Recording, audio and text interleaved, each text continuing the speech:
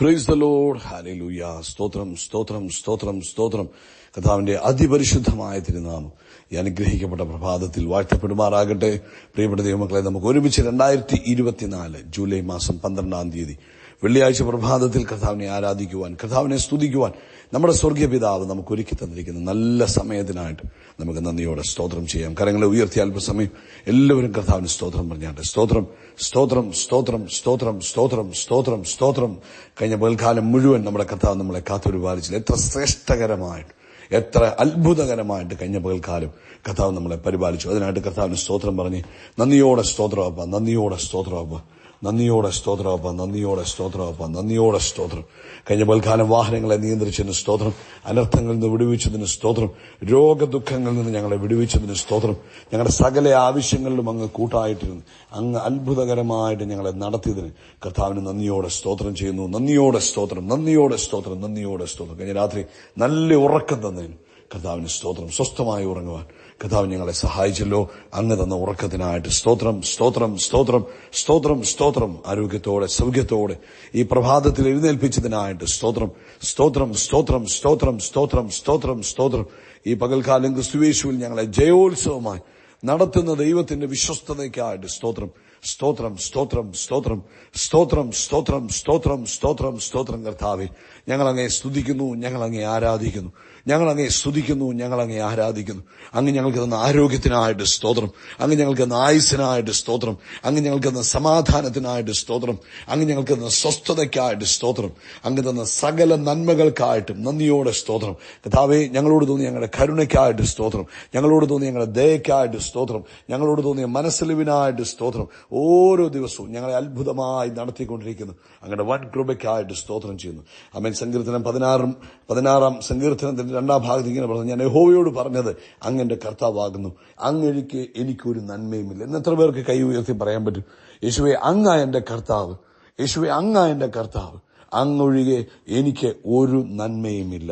Hallelujah. 7-ാമത്തെ വാക്യം, എനിക്ക് ബുദ്ധി ഉപദേശിച്ചു തന്ന യഹോവയെ ഞാൻ വാഴ്ത്തും, രാത്രികാലങ്ങളിലും എന്റെ അന്തരംഗം എന്നെ ഉപദേശിക്കുന്നു. 8-ാമത്തെ വാക്യം, ഞാൻ യഹോവയെ എപ്പോഴും എന്റെ മുമ്പിൽ വെച്ചിരിക്കുന്നു, കർത്താവ് എന്റെ വലത്തുഭാഗത്തുള്ളത് കൊണ്ട് ഞാൻ കുലുങ്ങിപ്പോകുകയില്ല. ആമേൻ. അതുകൊണ്ട് എന്റെ ഹൃദയം സന്തോഷിച്ച് എന്റെ മനസ്സ് ആനന്ദിക്കുന്നു, എന്റെ ജഡം നിർഭയമായി വസിക്കും. അപ്പൊ കർത്താവിനെ മുൻപിൽ കണ്ടുകൊണ്ട് ജീവിക്കുന്ന ഒരാൾക്ക്, കർത്താവിനെ ആമേൻ ആ ദൈവിക സാന്നിധ്യത്തിന്റെ ബോധ്യത്തിൽ ജീവിക്കുന്ന ഒരാൾക്ക് നിരാശപ്പെടേണ്ട ആവശ്യമില്ല, ഭയപ്പെടേണ്ട ആവശ്യമില്ല, തളർന്നു പോകേണ്ട ആവശ്യമില്ല. കാരണം അവർക്കറിയാം കർത്താവാണ് നടത്തുന്നത്. സ്തോത്രം. നമുക്ക് ഒരുമിച്ച് പ്രാർത്ഥിക്കാം. പിതാവേ, അനുഗ്രഹിക്കപ്പെട്ട നല്ല സമയത്തിനായിട്ട് സ്തോത്രം. ഞങ്ങൾ ഒരുമിച്ച് യേശുക്രിസ്തുവിന്റെ നാമത്തിൽ ഈ പ്രഭാതത്തിൽ അങ്ങേക്ക് സ്തോത്രം ചെയ്യുന്നു. അപ്പാ പിതാവേ, ഈ ശബ്ദം കേൾക്കുന്ന എല്ലാവരെയും ഇന്ന് പകൽക്കാലം അങ്ങയുടെ കരങ്ങളിലേക്ക് ഏൽപ്പിക്കുക. അത് ദൂരദേശങ്ങളിലായിരിക്കാം, അവൻ ചാരത്തായിരിക്കാം, എവിടെ നിന്നാണെങ്കിലും ഇന്ന് ഈ ശബ്ദം കേൾക്കുന്ന എല്ലാവരും അനുഗ്രഹിക്കപ്പെടണമേ. ദൈവിക ശബ്ദം അവരുടെ കാതുകളിൽ മുഴങ്ങി കേൾക്കട്ടെ, അവരുടെ സ്ഥിരകളിലൂടെ ദൈവശബ്ദം കയറട്ടെ. കർത്താവായ യേശുക്രിസ്തുവിന്റെ നാമത്തിൽ ഈ ശബ്ദം കേൾക്കുന്നവർ ആരോഗ്യമുള്ളവരായി മാറട്ടെ, അവർക്ക് ആയുസ് കൊടുത്താട്ടെ. രോഗങ്ങളിൽ നിന്ന് അവരെ വിടുവിക്കുന്ന ദൈവത്തിന്റെ വിശ്വസ്തതയ്ക്ക് നന്ദി. ദൈവിക സമാധാനത്തിലും ദൈവിക സ്വസ്ഥതയിലും ജീവിപ്പാൻ കർത്താവ് അവരെ കൃപ ചെയ്യുന്നതിനായിട്ട് സ്തോത്രം ചെയ്യുന്നു. എല്ലാ ആവശ്യങ്ങളിലും കർത്താവിന്റെ സാന്നിധ്യവും കൃപയും സമാധാനവും ഉണ്ടാകട്ടെ. ഞങ്ങൾ ഇവരെ അനുഗ്രഹിച്ച് പ്രാർത്ഥിക്കുന്നു. പ്രത്യേകിച്ച് ആമേൻ, മാനസികമായ ഭാരത്തിൽ കഴിയുന്നവർക്ക് വേണ്ടി പ്രാർത്ഥിക്കുന്നു. ദൈവിക സ്വസ്ഥത കൊടുത്ത് അനുഗ്രഹിക്കണമേ. ഭയത്തിൽ കഴിയുന്നവരുണ്ട്, ആ ഭയത്തിന്റെ ദുരാത്മാവിനെ യേശുവിന്റെ നാമത്തിൽ ഭർസിക്കുന്നു. ഭയത്തിനകത്തുനിന്ന് പുറത്തു വരട്ടെ. യേശുക്രിസ്തുവിന്റെ നാമത്തിൽ ദൈവികമായ ശക്തിയിൽ ജീവിപ്പാൻ കർത്താവ് കൃപ കൊടുക്കുന്നതിനായിട്ട് സ്തോത്രം ചെയ്യുന്നു. അതുപോലെ കർത്താവെ, ജോലിയില്ലാത്തവരുണ്ടല്ലോ, കർത്താവെ, ജോലിയിൽ നിലനിൽക്കാൻ കഴിയാതെ ആമേൻ, ഒരു ജോലി കിട്ടി പെട്ടെന്ന് ആ ജോലി പോകുന്നു, വീണ്ടും അടുത്ത ജോലി കിട്ടുന്നു, ആ ജോലി പോകുന്നു, അങ്ങനെ ജോലിയിൽ സ്ഥിരതയില്ലാതിരിക്കുന്ന അനുഭവങ്ങൾ ഞങ്ങൾ പ്രാർത്ഥിക്കുന്നു. യേശുക്രിസ്തുവിന്റെ നാമത്തിൽ അവർക്ക് സ്ഥിരതയുണ്ടാകട്ടെ. ദൈവിക മഹിമ അവരുടെ ജീവിതത്തിൽ യേശുവിൻ നാമത്തിൽ വെളിപ്പെടുവാൻ ഇടവരട്ടെ. സാമ്പത്തികമായ ആവശ്യങ്ങളിൽ കൃപ തോന്നണമേ. ശരീരത്തിന്മേൽ ദൈവിക ബലം വ്യാപരിക്കണമേ. അത്ഭുതങ്ങൾ ഇന്ന് പകൽക്കാലം യേശുവിൻ നാമത്തിൽ സംഭവിക്കട്ടെ. തന്റെ കുഞ്ഞുങ്ങൾ ഭാരപ്പെട്ടിരിക്കുന്ന വിഷയത്തിൽ, പ്രയാസപ്പെട്ടിരിക്കുന്ന വിഷയത്തിലൊക്കെ ഇപ്പോൾ യേശുവിൻ നാമത്തിൽ അത്ഭുതം സംഭവിക്കട്ടെ.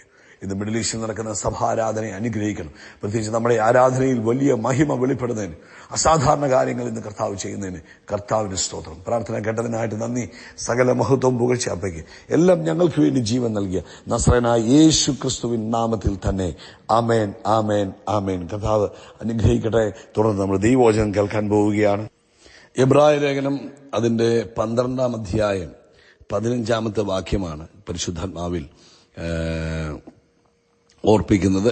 ആരും ദൈവകൃപ വിട്ട് പിന്മാറുകയും വല്ല കയ്പുള്ള വേരും മുളച്ച് കലക്കമുണ്ടാക്കി അനേകർ അതിനാൽ മലിനപ്പെടുകയും. അപ്പം ഇവിടെ പറയുന്നു, ആരും ദൈവകൃപ വിട്ട് പിന്മാറിപ്പോകരുത്. പ്രിയപ്പെട്ടവരെ, എപ്പോഴും നമ്മളായിരിക്കുന്നത് ദൈവകൃപയിലാണെന്നും നമ്മൾ ആ കർത്താവിന്റെ കൃപയിൽ നിന്ന് താഴെ പോകാതെ സൂക്ഷിക്കുക എന്നുള്ളത് നമ്മുടെ ദൗത്യമാണ്. അപ്പം പിശാച് എപ്പോഴും എന്തെങ്കിലുമൊക്കെ തന്ത്രങ്ങൾ മെനയും നമ്മളെ എങ്ങനെയെങ്കിലും കർത്താവിൽ നിന്ന് അകറ്റിക്കളയുവാൻ, ആ ദൈവസ്നേഹത്തിൽ നിന്ന് നമ്മളെ അകറ്റിക്കളയുവാൻ, ആ ദൈവകൃപയിൽ നിന്ന് നമ്മളെ അകറ്റിക്കളയുവാൻ എപ്പോഴും പിശാച് തന്ത്രങ്ങൾ മെനഞ്ഞുകൊണ്ടിരിക്കും. എന്നാൽ നമ്മൾ ദൈവിക ജ്ഞാനം അവിടെ ഉപയോഗിക്കണം, ദൈവിക ബുദ്ധി ഉപയോഗിക്കണം. അവിടെ നമ്മൾ അതിൽ നിന്ന് വീണു പോകാതെ നമ്മളും സൂക്ഷിക്കണം. പിശാചിന്റെ തന്ത്രങ്ങളെ നിങ്ങൾ അറിയാത്തവരല്ലല്ലോ. ഇപ്പൊ ഒരാൾ ആത്മീയമായി വളർന്നു വരുമ്പോൾ, ഒന്ന് തീക്ഷ്ണതയോടെ ആത്മാവിൽ ഒന്ന് കയറി വരുമ്പോൾ, ഒരാൾ ആത്മീയമായി മുന്നേറുമ്പോൾ അദ്ദേഹം ദൈവസഭയിൽ ആക്റ്റീവായിരിക്കും, കർത്താവിന്റെ കാര്യങ്ങളിൽ വളരെ ആക്റ്റീവായിരിക്കും, അതുപോലെ പ്രാർത്ഥനയിൽ വളരെ ആക്റ്റീവായിരിക്കും, ദൈവവചന ധ്യാനത്തിലൊക്കെ ആക്റ്റീവായിരിക്കും. ഒരാൾ ആത്മീയമായി മുന്നേറുമ്പോൾ ഇങ്ങനെയൊക്കെ സംഭവങ്ങൾ ഉണ്ടാകും. പക്ഷെ അതിനകത്തുനിന്ന് വീഴിക്കാൻ, ഇപ്പൊ ദൈവ ആലയത്തിനകത്ത് ഒരു ഇടർച്ച കൊണ്ട്, അതായത് അല്ലെങ്കിൽ ഈ പുള്ളിയോട് ആരെങ്കിലും അവിവേകമായ ഒരു വാക്ക് പറയുക, അതല്ല എങ്കിൽ ഇദ്ദേഹം ചെന്നപ്പോൾ ആരെങ്കിലും മൈൻഡ് ചെയ്യാതിരിക്കുക, അല്ലെങ്കിൽ ഇദ്ദേഹത്തിന് ഇഷ്ടപ്പെടാത്ത എന്തെങ്കിലുമൊക്കെ കാണിക്കുക. അപ്പോൾ ഇതൊക്കെ കാണുമ്പം പെട്ടെന്ന് നമ്മൾ പിന്മാറും. ഇനി ഞാനൊന്നും ചെയ്യുന്നില്ല, എല്ലാവരും ഇങ്ങനെ, എല്ലാ മനുഷ്യന്മാരും ഇങ്ങനെ, ഇവരൊക്കെ എന്നാ മനുഷ്യരാ, ഇവരൊക്കെ വിശ്വാസികളാണോ, ഇവരൊക്കെയാണോ വിശ്വാസികൾ എന്നൊക്കെ നമ്മുടെ ഉള്ളിൽ തോന്നൽ കൊണ്ടിരുന്നത് പിശാചിന്റെ പരിപാടിയാണ്. എങ്ങനെയെങ്കിലും നമ്മളെ ആ ദൈവകൃപയിൽ നിന്നും സഭായോഗത്തിൽ നിന്നും ദൈവമക്കളുടെ ഇടയിൽ നിന്നും എങ്ങനെയെങ്കിലും മാറ്റിക്കൊണ്ടുവരിക. അപ്പം നമ്മുടെ ബലഹീന വശങ്ങളെ തിരിച്ചറിഞ്ഞ് നമുക്ക് എതിരായി ഉപയോഗിക്കുമ്പോൾ ശത്രുവിന്റെ തന്ത്രം നമ്മൾ തിരിച്ചറിയണം. പലരും എന്തുകൊണ്ടാണ് സഭായോഗത്തിന് പോകാത്ത ചിലർക്ക് ആത്മീയമായ അവർക്ക് വിശ്വാസക്കുറവൊന്നുമില്ല, പക്ഷെ അവിടെ ചെല്ലുമ്പോൾ ചിലർ പറയുന്ന വാക്കുകൾ അവർക്ക് ഇഷ്ടപ്പെടുന്നില്ല, ചിലരുടെ നോട്ടങ്ങൾ അവർക്ക് ഇഷ്ടപ്പെടുന്നില്ല. അപ്പം ചിലപ്പം അവരോട് മിണ്ടിയില്ല എന്നുള്ള ഇതൊക്കെ പറഞ്ഞാൽ ചിലർ സഭായോഗം പോലും പങ്കെടുക്കാത്ത, ചിലർ കർത്താവിന്റെ സഭയിൽ നിന്ന് മുന്നേറിക്കൊണ്ടിരുന്നവരാ, പക്ഷെ ചിലർ അവിടെ ഉണ്ടായ ചില കാര്യങ്ങൾ, ചിലരുടെ നോട്ടം, ചിലരുടെ വാക്കുകൾ അവരെ എന്നെ ചെയ്തു, വേദനിപ്പിച്ചു. അപ്പം അതിനകത്തുനിന്ന് അവരെന്ത് ചെയ്യുന്നു, പിന്മാറിപ്പോകുവാൻ ഇടവരുന്നു. അങ്ങനെ വരരുത്, തണുത്തു പോകരുത്. ആരെങ്കിലും വ്രണപ്പെടുത്തിയെന്ന് പറഞ്ഞതുകൊണ്ട് പള്ളിയിൽ പോക്ക് നിർത്തരുത്, അല്ലെങ്കിൽ ആരാധനയ്ക്ക് പോകുന്നത് നിർത്തരുത്. ഒരു കാരണവശാലും നിങ്ങളുടെ ഉള്ളിൽ പരിശുദ്ധാത്മാവ് കത്തിച്ചിരിക്കുന്ന തീ കെട്ടുപോകാതിരിക്കണം. തീ കെടുത്തുക എന്നുള്ളതാണ് ശത്രുവിന്റെ പദ്ധതി. പക്ഷെ നമ്മൾ ഒരു കാരണവശാലും നമ്മുടെ തീ കെടുത്തി കളയാൻ. ഞാൻ ചർച്ചിൽ പോകുന്നത് എനിക്ക് വേണ്ടി കർത്താവിനോടുള്ള സ്നേഹത്തിലാണെന്നുള്ള ബോധ്യം വേണം. ഞാൻ വല്ലതും ചെയ്യുന്നത് അത് ഞാൻ കർത്താവിന് വേണ്ടിയാണ് ചെയ്യുന്നത്, അല്ലാതെ മനുഷ്യനെ പ്രസാദിപ്പിക്കുവാനോ അല്ലെങ്കിൽ മനുഷ്യന്റെ നല്ല അഭിപ്രായം കിട്ടാൻ വേണ്ടിയല്ല. ഞാൻ ചെയ്യുന്നത് കർത്താവിന് വേണ്ടിയാണ്. ഞാൻ ആരാധനയ്ക്ക് പോകുന്നത്, ഞാൻ ആലയത്തിലെ കാര്യങ്ങൾ ചെയ്യുന്നത്, ഞാൻ ദൈവപ്രവൃത്തികൾ ചെയ്യുന്നത്, അല്ലെങ്കിൽ ദൈവത്തിന്റെ വേലയിൽ ഞാൻ വ്യാപൃതനായിരിക്കുന്നത് ദൈവസഭയോടും കർത്താവിനോടും ഉള്ള സ്നേഹത്തിലും കർത്താവിനോടൊന്നവണ്ണമാ ചെയ്യുന്നത്. അതുകൊണ്ട് അവകാശമെന്ന പ്രതിഫലം ആരെനിക്ക് തരും? കർത്താവ് എനിക്ക് തരും. എല്ലാറ്റിന്റെയും അവസാനം അടുത്തിരിക്കുന്നു എന്നുള്ള ആ ഒരു വലിയ ബോധ്യം എല്ലാ ദൈവമക്കൾക്കും ഉണ്ടാകണം. അപ്പൊ ഈ കർത്താവിന്റെ വരവ് ഏറ്റവും അടുത്തിരിക്കുന്നതായ ഈ സമയത്ത് വല്ല കയ്പും നമ്മുടെ മനസ്സിൽ കയറി ദൈവവേലയിൽ നിന്ന് പുറകോട്ട് പോകാനോ കർത്താവിൽ നിന്ന് പുറകോട്ട് പോകാനോ ഒന്നും ഇടവരാതെ, നമ്മുടെ ഉള്ളിലെ തീ കെടുത്താതെ നമ്മൾ വിശ്വാസത്തിൽ തീക്ഷ്ണതയോടുകൂടി ആ ജീവന്റെ കിരീടം പ്രാപിക്കുവാൻ നമ്മൾ ആഗ്രഹിക്കുകയും അതിനുവേണ്ടി ഒരുങ്ങുകയും ചെയ്യണം. ഇല്ലെങ്കിൽ പിശാച് നമ്മളെ തകർത്ത് കളയും, തോൽപ്പിച്ച് കളയാൻ സാധ്യതയുണ്ട്. അതുകൊണ്ട് ഇന്ന് പ്രഭാതത്തിൽ ഈ സന്ദേശം കേൾക്കുന്ന ഓരോ ദൈവമക്കളും ഒന്ന് ചിന്തിച്ചു നോക്കണം. ആദ്യ സ്നേഹം വിട്ട് മാറിയിട്ടുണ്ടോ? പണ്ടുണ്ടായിരുന്ന പോലെ കർത്താവിനോടും കർത്താവിന്റെ സഭയോടും ദൈവദാസന്മാരോടും കർത്താവിന്റെ വേലയോടും ഒക്കെയുള്ള താല്പര്യം പഴയ പോലെ ഉണ്ടോ? അതോ തണുത്തു പോയിട്ടുണ്ടോ? തണുത്തു പോയിട്ടുണ്ടെങ്കിൽ ഇന്ന് തന്നെ മാനസാന്തരപ്പെടുക, ഇന്ന് തന്നെ രൂപാന്തരപ്പെടുക, ഇന്ന് തന്നെ തിരിച്ചു വരിക, കർത്താവിന്റെ വേലയിൽ വ്യാപൃതരാകുക, ദൈവസഭയിൽ വ്യാപൃതരാകുക. വിശ്വസ്തനായി നിൽക്കുക. ആരെങ്കിലും എന്തെങ്കിലും പറഞ്ഞുകൊണ്ട് ദൈവകൃപ വിട്ട് പിന്മാറിപ്പോകരുത് കേട്ടോ. അതുകൊണ്ട് ഇന്ന് നിങ്ങളുടെ ജീവിതത്തിൽ ഒരു തീരുമാനമെടുക്കണം. ഒന്നും കർത്താവിൽ നിന്ന് എന്നെ അകറ്റത്തില്ല, ദൈവസഭയിൽ നിന്ന് എന്നെ അകറ്റത്തില്ല, കർത്താവിന്റെ വേലയിൽ നിന്ന് എന്നെ അകറ്റത്തില്ല.